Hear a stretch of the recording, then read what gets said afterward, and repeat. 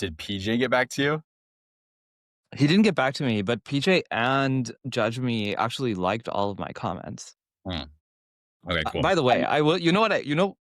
I will say, game recognized game. He knew exactly what he was doing. Oh,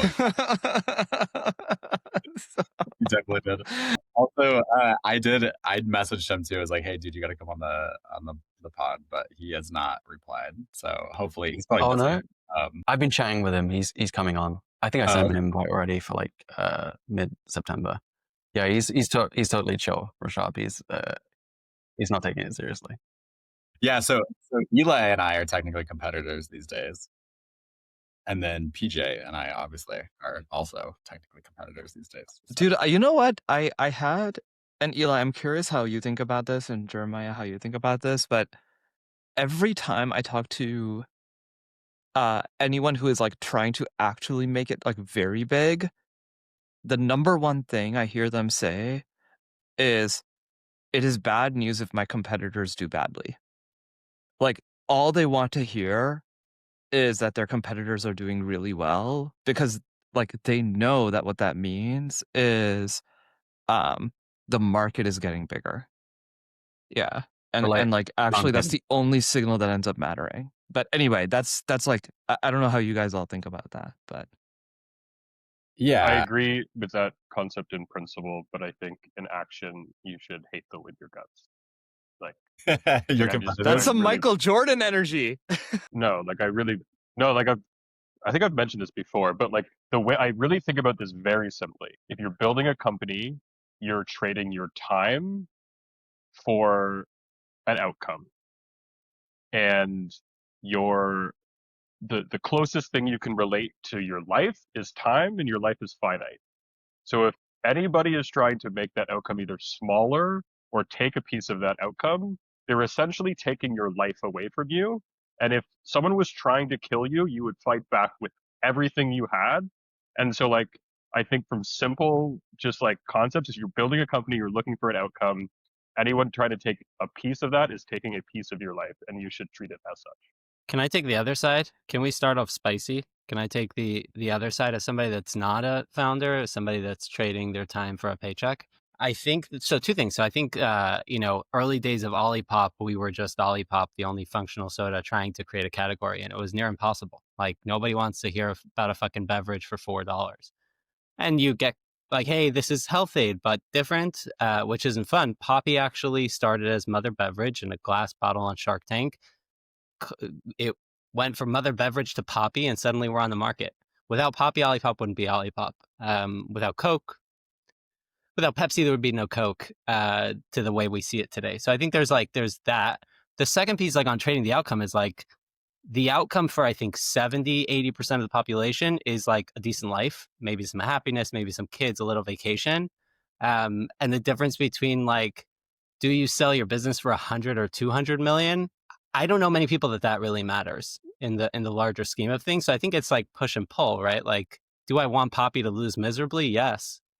To some extent, but to Olipop specifically though in this context, not to just anybody, right? Like, you want to be the winner, but it doesn't mean like outcome. For sure. Like number two is a bad thing. I think this is like one of those like what is it called? Improv comedy yes and situations where it's like the competition existing actually does mean that your outcome is going to get bigger, and them existing means that you also want to beat them. Yeah. Right. Like that's I mean, I think, right? Like I think it's actually well, okay. How long maybe let me ask it this way. How long do you want to be the only player for? Like, let's assume that at some point you want competition. I guess the question is, how long do you want to be the category? So this, like, Olipop is a great example. I don't know how long Olipop was a category creator for, but how long do you want to be in that position before which competition starts to show up? I don't think you want to be that long. I don't think that's a great spot to be honest. I mean, it really depends. Yeah. Is it something in which like you could create some sort of like version of the monopoly? And if like the answer is yes, it's like, yeah, you fucking do that for sure. You know, like if you're the only person selling water in a desert, like you don't want anyone else to show up with a truck of water. Like, it really depends on the market size and like the products and all of that. Like in that case, like someone's showing up with water in the desert. Like this is a good example though, because like let's assume. Well, like, do you actually be selling water in a desert? Nobody's there. Like, I think you're actually better off. No, assuming that there are people in the desert. Yeah, but like, I think like in real world examples, this is how it works, right? Like, there's nobody in the desert, so you don't want to be the guy selling water in the desert. You're better off being in like the middle of Times Square with everybody else in their little food carts and stuff selling water. You're probably gonna make more money that way. I think like let's just say there's other people. Like, if the water gets sufficiently precious, someone else is going to start selling water. Like, and I guess like let's assume capitalism will like do its thing, right? So it's like impossible to like maintain a monopoly. Let's just assume that, right? Which because like I think that's like functionally how it works for basically all of us, right? Like how I guess like how long do you, like what is the ideal amount of time? Is it 2 months? Is it 6 months? Is it 2 years?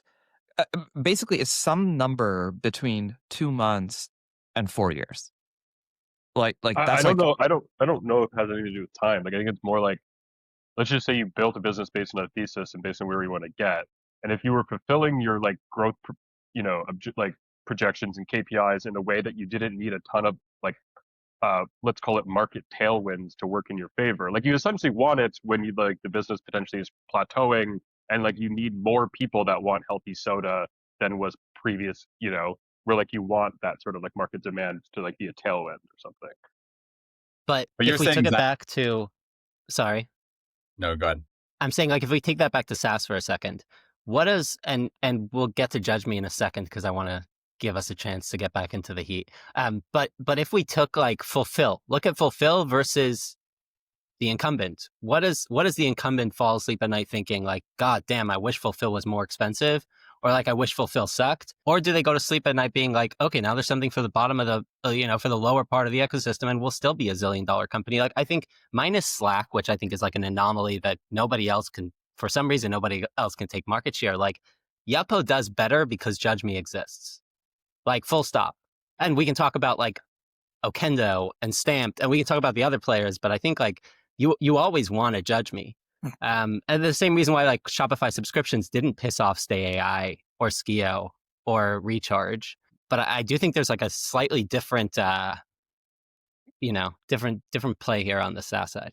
I think this applies to the e-commerce businesses we serve as well. There's so much animosity for the Temu, the Amazon, the Shein, but it's like, this is incredible for the market that needs like a pair of trainers for like $3. And sure, they might like melt in the rain, but like how awesome is it that trainers that suck exist for $3? And if you spin to win, you might get them for free. This is, I think maybe, I think the e-commerce category, like there is, but to be fair, like a lot of the times that this is just like a bad business, right? But like, I don't know if you ever hung out with e-commerce dudes that aren't like the face of their brand. The one thing they don't want to tell you is what the fuck they're selling online.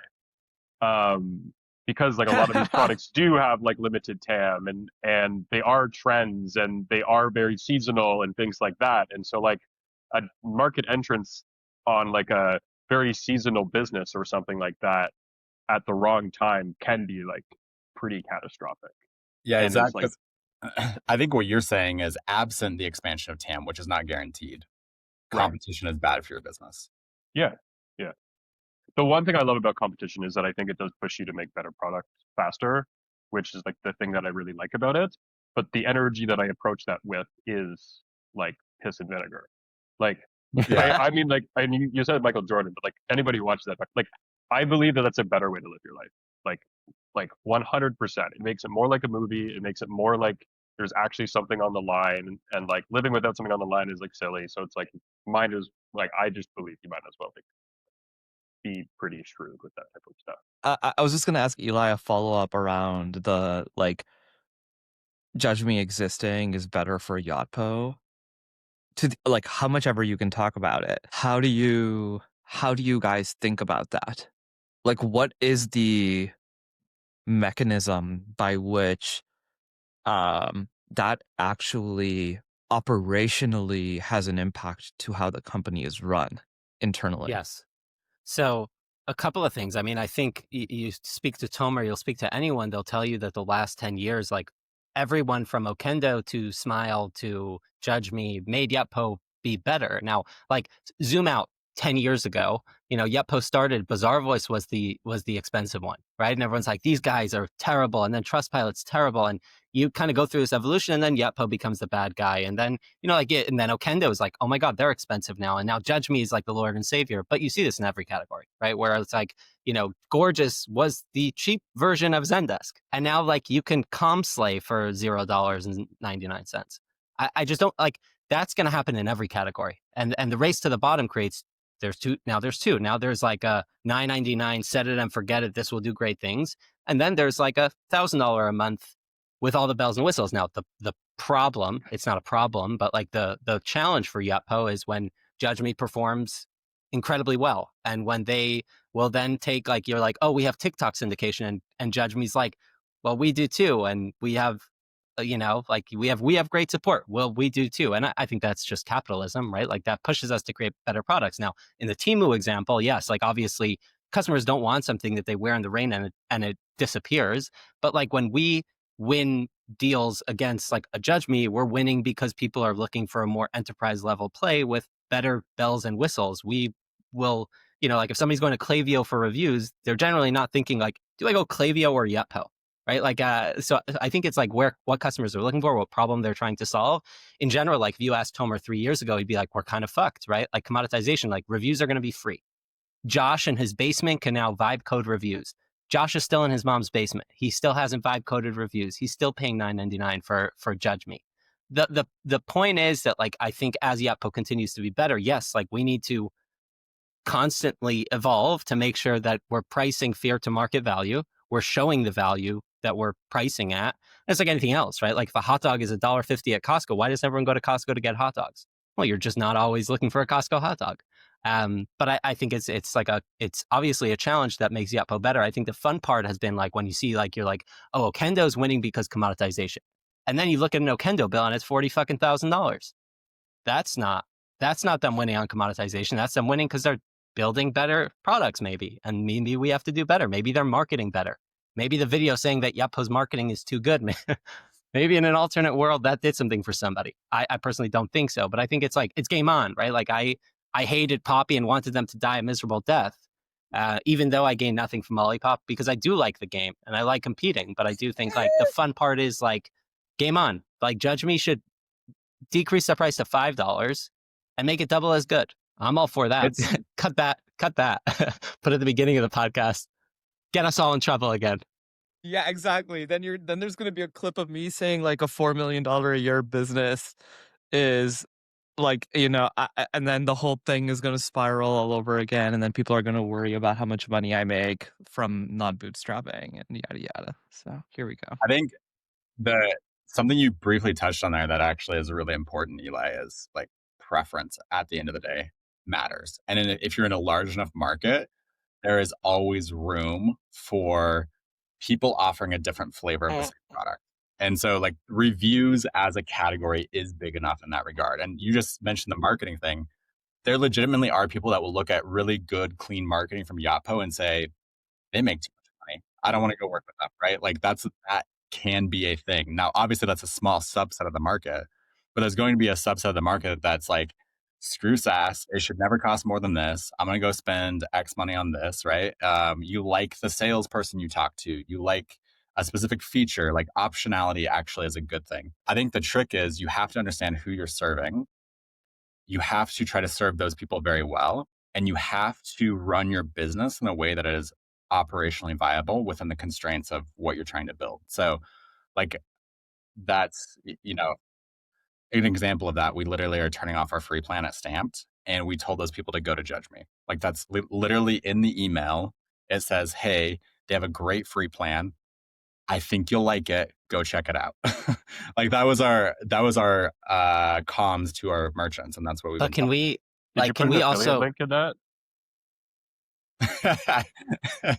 It's not should've. like that felt Certainly a should've. little weird, but yeah. But What do you can we mean? also talk about that? Like the second piece is like the brand, right? Like we had somebody commenting like Yotpo spent $1 million on their walkaway campaign. And I'm like, are you fucking crazy? Like that campaign, including all the free sneakers, was probably 20 grand. Like that was all AI.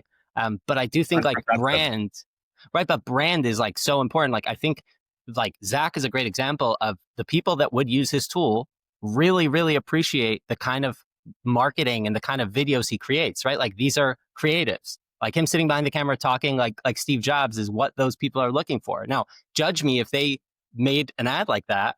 I think people would be like, get back into the studio and do something different. So I think it also depends, right? Like if we're selling to Cody or Kendo, yeah, they don't want to see some janky ass thing. They want something that will keep live through BFCM.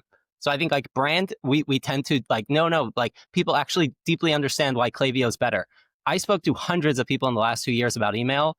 They will say, no, Klaviyo's deliverability is better. Turns out it was false. Like our deliverability was fine on the Yotpo side. Like I think people genuinely don't have a clue. Oh, I'm going to switch to Yotpo one. Exactly. Walk away. People genuinely don't have a clue as to what Firma is different than X, different than Y or Y. Like every salesperson is incentivized to say whatever the fuck they think of to close the deal.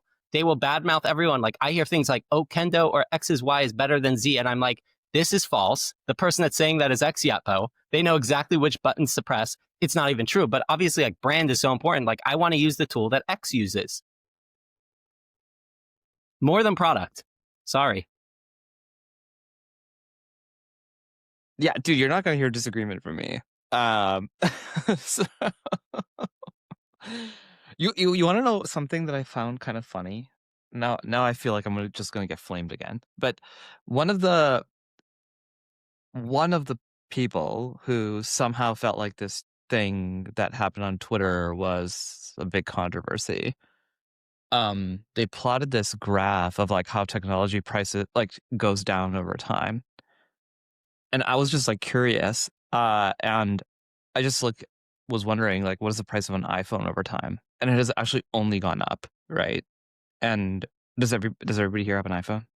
Or No, I don't. That's a brand choice. I don't want to be an iPhone guy. Okay. Well, okay. Yes, Jeremiah. Well, Based on what? I could buy one if I wanted to. I always want to hear this, why people choose Android over iPhone. Me? Like, yeah. Like what is the decision tree?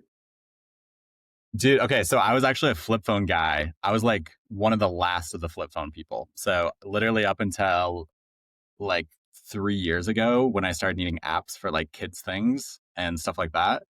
Like I needed apps in order to function in my daily life. That's when I switched to having an Android. And I was like, I'm not like I'm a more technical person. I'm more like, I like simple things. I like cheap things. I value price a lot. So I want to spend $200 on a phone. Even if I could spend $1,000 on a phone, I don't want to do that. Like I'm very opposed to that. I would never use a Mac. Like I would not buy a Mac. I only use one because work. Oh, you use so you're on Windows. No, I'm on a Mac, but it's because work will pay for it. So it's like I'm just like I'm a value oriented buyer. And so like I look at it and I'm like same specs. And it's funny because like now that I use a Mac, I know this isn't true, right? There's actually like Macs are actually meaningfully better than Windows in my opinion. Because you get the same specs and I'm like, oh, I can spend $700 on that. It would cost me $2,500 on a Mac. Now the reality is, I don't know, like if I spend $2,500 on both, it's probably similar, but that $700 machine, it really is not as good as the $2,500 Mac. So yeah, for me, it's like I don't know, like I bought a new car and I felt very self-conscious about that. Like it took me a while to feel comfortable driving a new car. And it's just like the way I was raised, the way that I've spent money throughout my life, all that kind of stuff. So yeah, and it was a Kia. It wasn't like a crazy thing. It was like a, $40,000 Kia minivan. Yeah, here's the way I think about phones and laptops. I'm very passionate about them. Every December, I buy a brand new fully spec MacBook Pro, and I buy the best phone every December.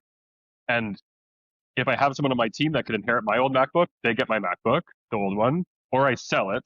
And the resale value on all of those things is like you end up losing in a year maybe 20% at most. And so like the resale value is like baked into the product. And so it's like you kind of like hold more value and the product is better. And the way I think about it is that I make 100% of my money on this thing.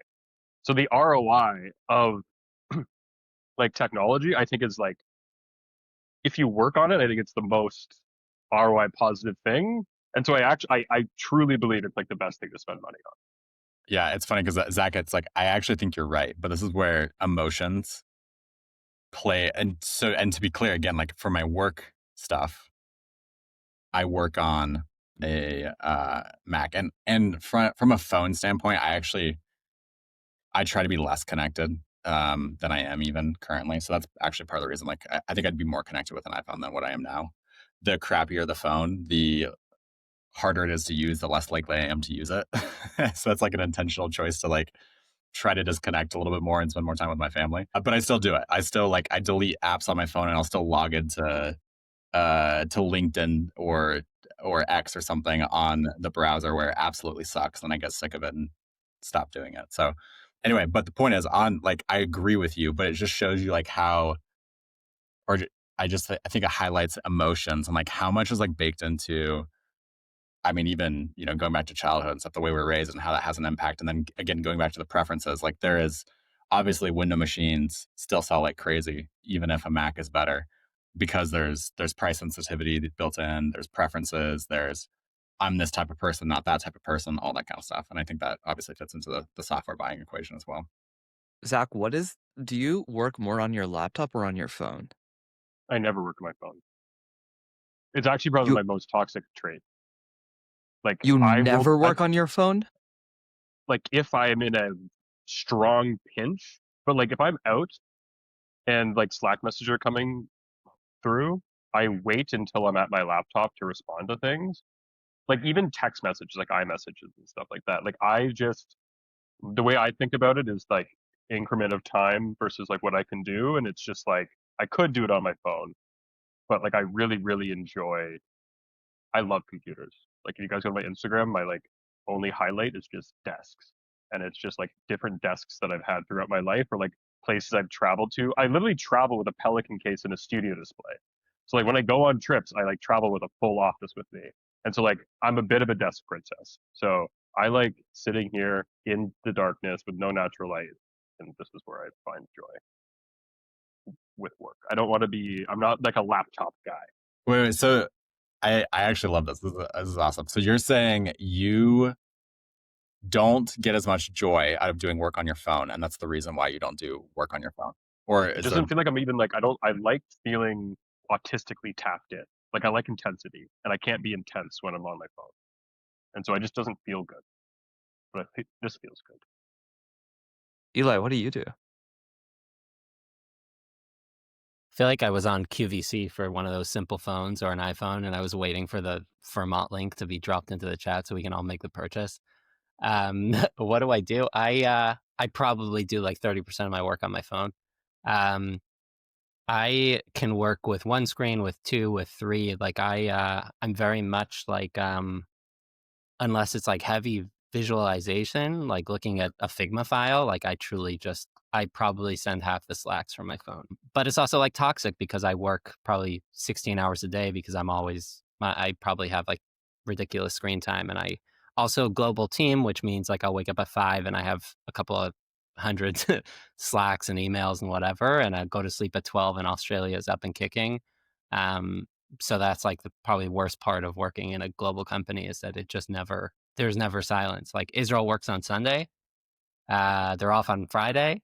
So it's basically 6 days a week, and Tomer's a 7-day a week a man. So it's basically 7 days a week. And the phone is like slightly, to Zach's point, for me, like the pro of it is it feels like slightly less locked in.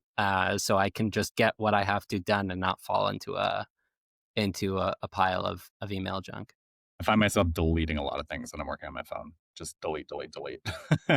Unless it's like, yeah, if it doesn't seem important in that moment, it's just gone. I feel like Rashawn's like a phone guy. I remember when we were at Shop Talk this year, you were like locked in when you were closing like the Series B, like on your phone. And there was a part of me that's just like, how's this guy doing this right now? Like what an adaptable human. Can I show you guys? I kind of want to show you guys something that you guys think are. I feel like you're going to think this is insane. Hold on, let me try to find a way to show you this. Don't tell me it's a photo of you with 2 phones and you're just using them at the same time. No. It's a little bit better than that.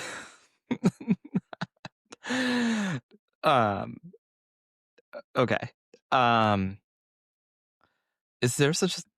I think I'm gonna like freeze my computer if I do this. But I on my Slack, I literally my Slack name is Rishabh dash, and then it's a bit.ly link to a README file about how to communicate with me. Okay, so that way there's like no ambiguity at any point in time about how to communicate with me. And point number 5 is I work on my phone more than I do my desktop. Please format info and asks accordingly. Like, if you send me a Figma file, don't do that. Just don't do that. Send me something that I can like pinch on. You know what I mean? Like pinch out, pinch in. Dude, Zach, I think like my computer comes alive for this podcast, basically. Like I do the large majority of my work on my phone. Yeah. You really are rich, eh? So I've heard that that's like the highest like signal. It's like work on a desktop, dude, work you're from a not gonna laptop, make work from a phone, and then only have dossiers printed out with a highlighter. Like that's like the highest level leverage of just rich is just like printed nice ring binders with a highlighter, and like you're one phase removed from that.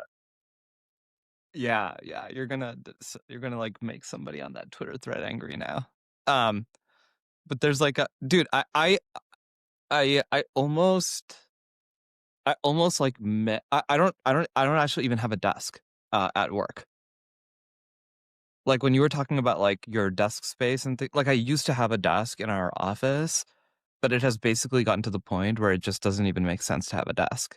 So I just like sit in the like kitchen or living area, and then when I need to take calls, I just go to one of the conference rooms, basically. Yeah, I like that. I mean, my preferred workspace, if I'm doing like focus work, my preference is on my laptop in a coffee shop. Like that's what I would prefer to do. I don't care about monitors, anything like that. I just want to be like locked in. I don't know, like noise and stuff around me doesn't. I just tune it all out. You can ask my wife. It's just like gone. So I don't have any problems focusing when I need to focus in that regard.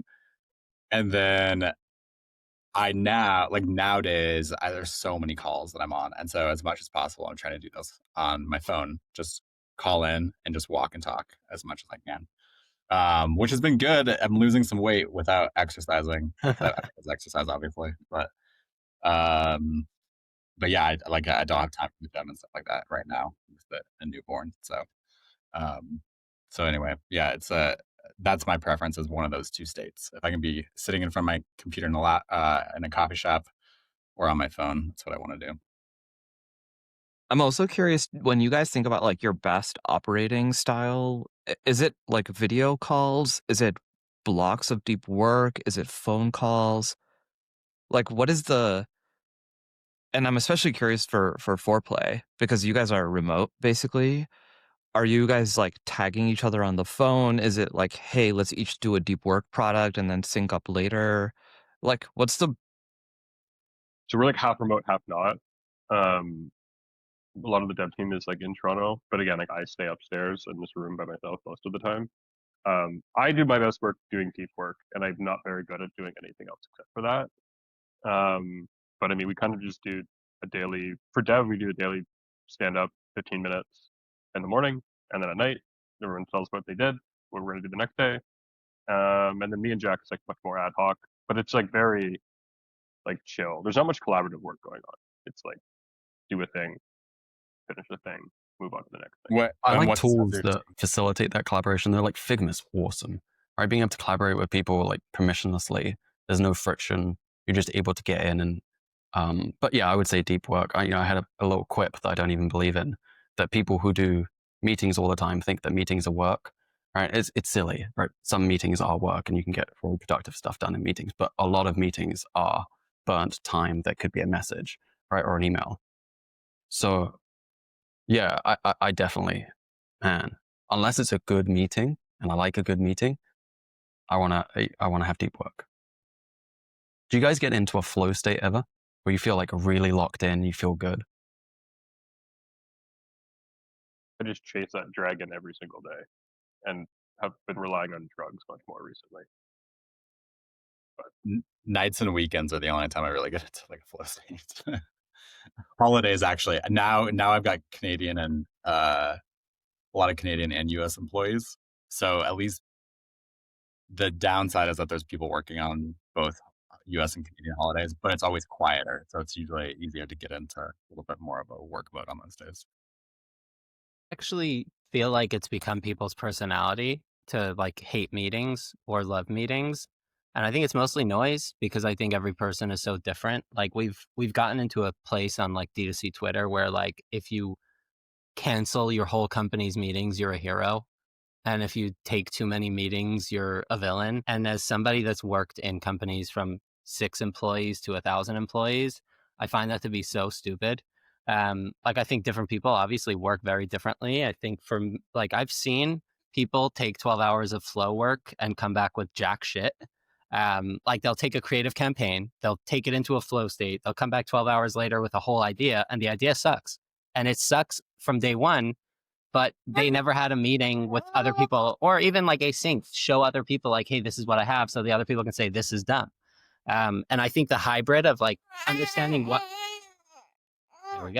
understanding what should be a meeting versus what shouldn't be a meeting is arguably more important than like wiping out all meetings, because there's so many people that work well with a touch base. And I feel like a lot of companies in general have, like think about like a 15-minute jump on, but that's more of like a micromanagey, like I want to see what you're doing versus like, is this person getting what they need to get done? And do they need 20 minutes to walk through it with you because they're getting paid $70,000 a year and you're taking home $250, and they shouldn't be working fully on their own at 70. So I think it's like a very, very like Yotpo has gone from having too many to not having enough to wiping them all out to starting again. I've like seen all the evolutions, seen the same at Jones. And I think it's usually like some sort of projection where like the person making the decision feels very strongly one way or the other. But Right, I couldn't agree more.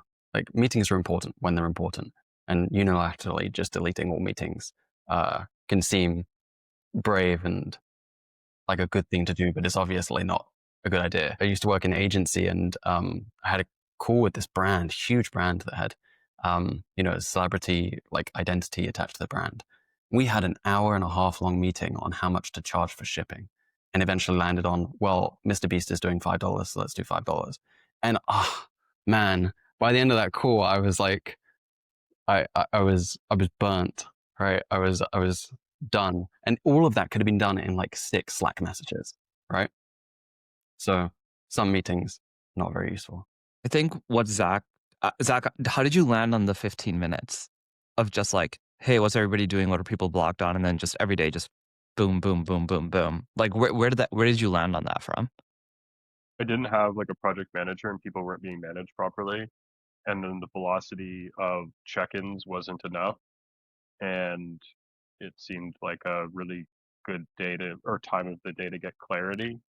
I would say that sometimes it feels redundant, but then the meeting's 3 minutes and not 15. And like sometimes we have the meeting at 5:45, and it's like we're talking about, and we get to the morning, and if there is anything that came up or like a new bug, and like maybe then you can shuffle and be more dynamic on what's going to be done. And it's like, oh, like but then sometimes it's like, oh, we talked about this like literally like 12 hours ago, so like nothing's changed. So yeah, but it just seems like it keeps like a nice consistency of just like getting shit done. And then I also I think part of it comes from like, I used to be the designer at this like I was like a freelance designer at this like fantasy sports app, and this team we would only work on Saturday and Sunday, and I would like drive to like wherever we would work, and it was a very small team, and we'd sit in this guy's living room, and everybody was involved with fucking every decision on the entire team, and we would sit and pontificate something forever because the ability to pontificate it was there. And we never made better decisions from that. We just took a lot longer to make them. And then we would change them the next opportunity we had to pontificate on the decision we already pontificated. So like, I just like don't think that people are even good at making a lot of really good decisions. And so like, just make one. And then, because we could change it most of the time, like none of this is like that serious. So like, I think velocity is like way more important than like. Yeah, I Yeah. saw actually on that point, I saw Mike Beckham, Simple Modern posted something a little while ago that I thought was really good. The idea of like one-way doors versus two-way doors in decision making. And like if it's something where you can change your mind basically, then just make the decision. Do it as fast as you can and move as quickly as you can.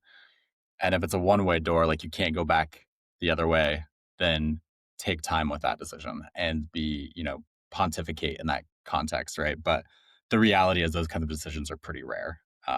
There's almost none of them. I use this like a lot. Like I have a friend that's I've convinced to quit their job and they're going off on their own, and I'm kind of like coaching them through just like not having someone tell them what to do and like how to whatever. And like they were like just like obsessing about these two-way door decisions, and then it made me like, and I hadn't really thought of the concept in a long time, and I really thought about it, and like the number of two-way doors, or sorry, the number of one-way doors is so small. Like, Yeah. and most of them don't even exist in work. Like the Correct. one-way doors is like having a child, and like Exactly. or like, It's the you know, only one. Actually, it's literally the only one. Like everything else is like a two-way door, and so it's just like just do it. Like, yeah. I actually, Zach, I agree with you completely. I cannot think of a one-way door other than having a kid.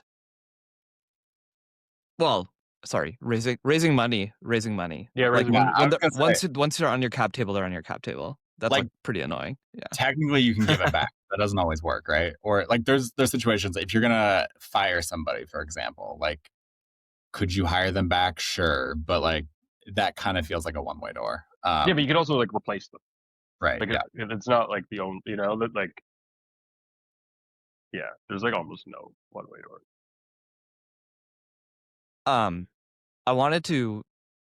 I wanted to double down on this 15-minute daily stand-up thing, Zach, because I recently, at least for us, and I don't know how you guys are all dealing with this, but the need for focus, well, Eli, this is going to sound ironic, but the need for focus has become more and more and more and more, right? And I think that's just like in part because the market landscape for e-com is becoming clearer and clearer, and so it's becoming clearer where should a given company focus, how should the people inside that company focus, so on and so forth. And I've been encouraging everybody on my team to just this is going to sound very Twittery, but to cancel all of their meetings, but to then replace them with, hey, if there are like somewhere between 1 and 3 things that you actually care about, ideally it's closer to 1 than 3, that thing, just have a daily stand-up for it. And that's why I was asking you how you landed on this, because for whatever reason, it's taken me forever to land on this. And we only started doing it last week. But oh my God, has it changed the velocity with which we get things done. It's actually really interesting that you bring that up, because I think like the focus aspect feels, for some reason, it feels now more important than ever. And I mean, Eli, obviously, like you probably have some thoughts on this with like what Yotpo has been doing, but I mean, I'm doing this as well within Stamped, within No. It's very much like, okay, we actually like there's been all these things that we could do, but we just have to do something and do it really well and go hard after that one thing or 2 things maybe, right? But it's like there are 10 ideas that we're kind of working towards. We just need to focus on one and get it done. That kind of an approach. And it is interesting. Maybe it is the clarity, Rishabh, that you're speaking to. Like it does feel like there's a little bit more clarity kind of in the industry and what AI means and all of that. Or maybe it's just been that there's so much turmoil in those things. It's like there's been so much optionality, and you have to explore the optionality. But at a certain point, you can't keep doing that. You have to actually like push in on something and make it happen. I think speaking to the Yotpo side, but also in general, I think the thought that people usually have is stop doing all the things because you'll fail at all of them. And I think with Yotpo, they built like a $30+ million ARR SMS business and went from 0 to a few million on email, right? Like this isn't like a failing business per se, but focus is like a pretty hardcore drug.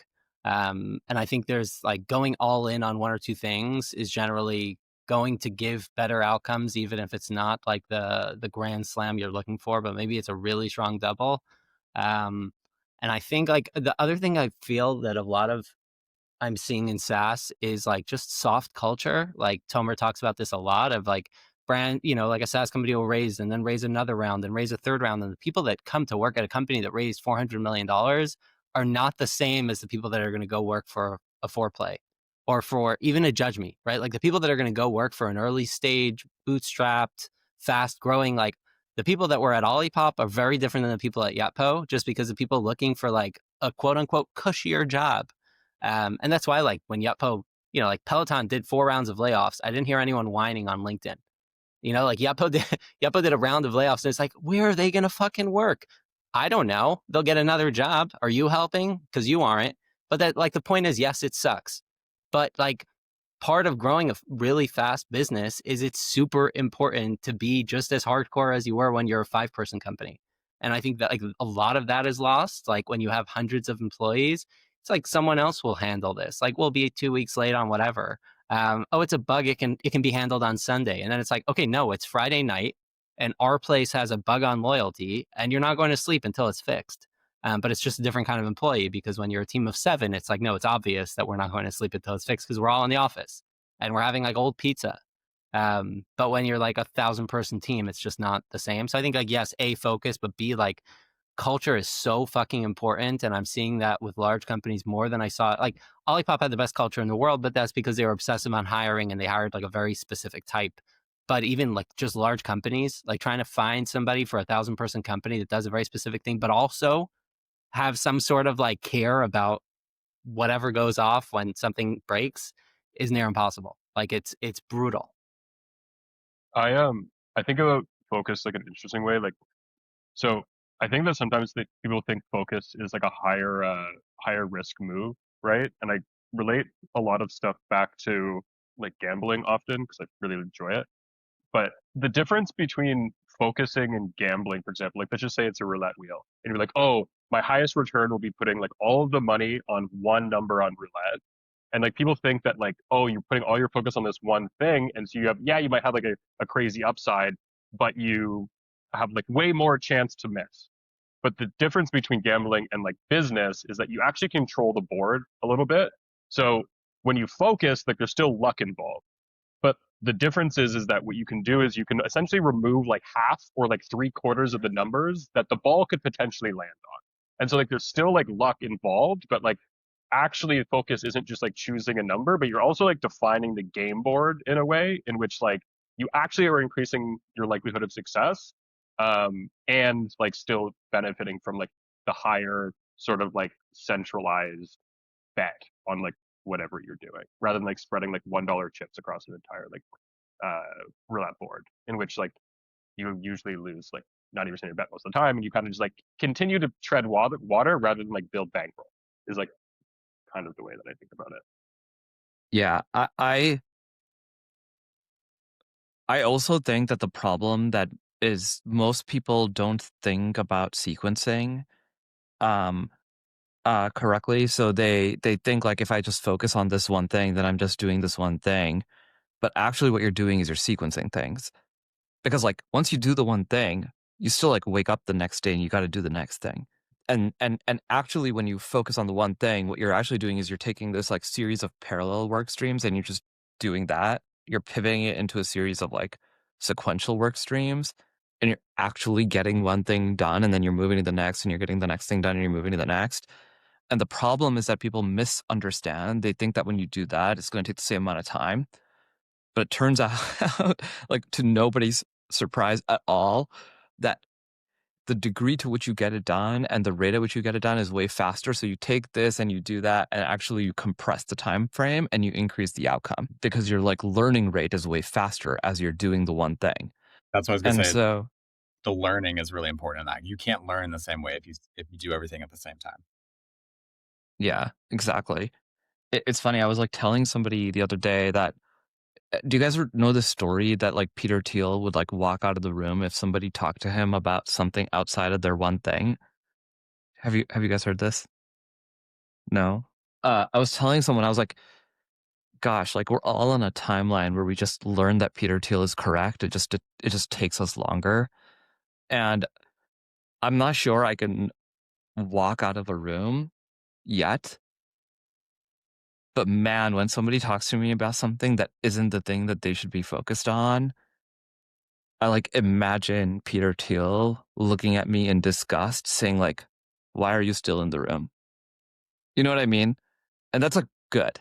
Like it helps me be more vocal that, hey, like we're spending time talking about this thing that isn't that like if it helps you, like if it makes you feel good to talk about it, then we can talk about it. But we're doing it for your feelings. It's not actually accomplishing anything. As like a CEO right now, do you have a one thing? Yeah. What is it? To get everybody to focus on one thing. Like literally, it's a cultural issue. And it turns out that CEO's ability to impact culture is actually one of the biggest things that you can do. And so I actually have like explicitly decided that I will own no work streams.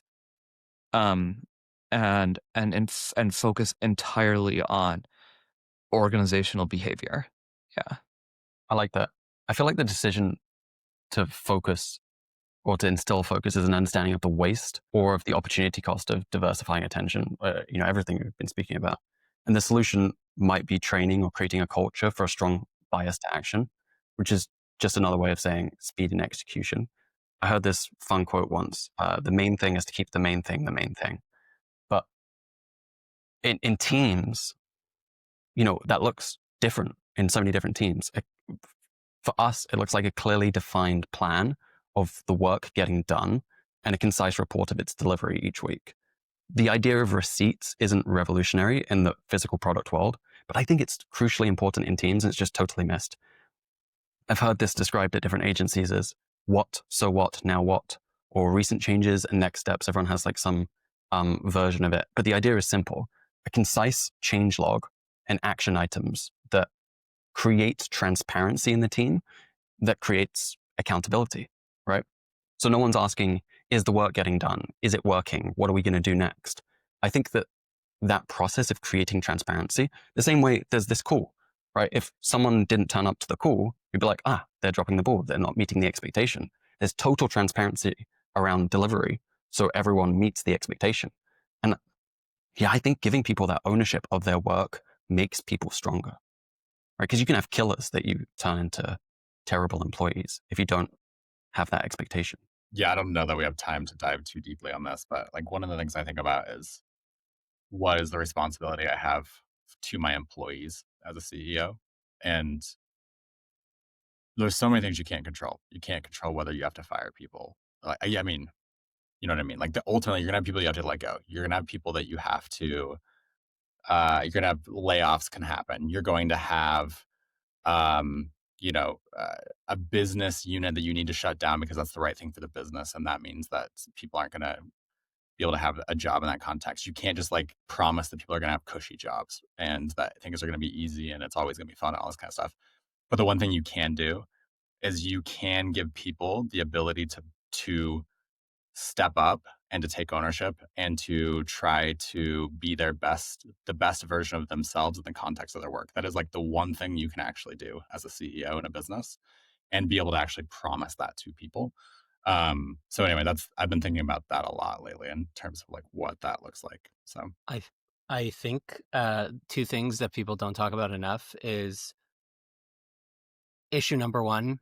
Too many people don't know how to hire and just hire terrible people and expect greatness. And I think you can be like the best leader in the world. Like you won't change someone's DNA. Like you won't take a diamond in the rough from somebody that will never be a diamond. Like there's some you can do, but a lot of it is just therapy and personal development and fixing what's going on in their home and fixing their childhood, which is not your problem and you can't do anything about it. The second like massive thing I think is a huge mistake that people think if I hire like a great person, it means they'll do great work. And I've seen this like a bunch of times where you can hire like a person that did great work at one org, and then they come to your org and you're like, why do they suck so badly? And turns out it's not them sucking. It's just like you create an environment that's impossible to get good work done. Or you're just a terrible manager and are doing the exact opposite. For example, if somebody like is super, super great at working on their own time frame and you're checking in every half hour, there's a chance their work will be mediocre because all they're trying to do is manage upwards.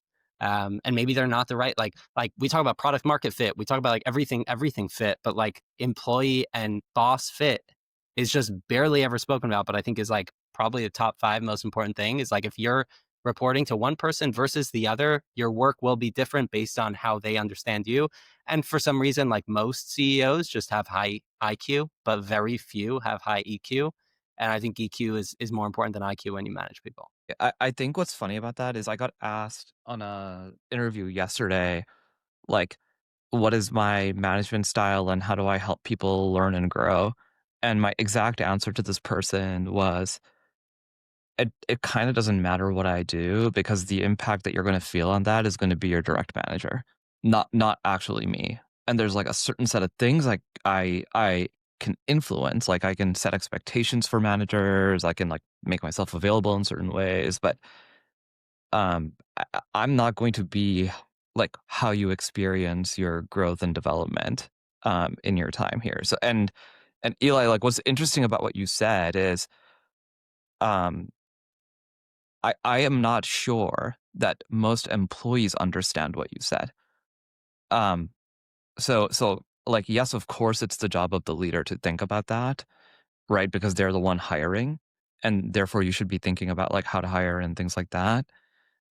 In that fit question, I think that, and this is something I try to encourage people to do when they're like asking for advice, when they're looking for like not people here, but when they're like other people who are broadly in my network, when they're looking for jobs, I'm like, hey, like you need to ask these types of questions because you need to know whether or not you're going to be successful when you show up on day one.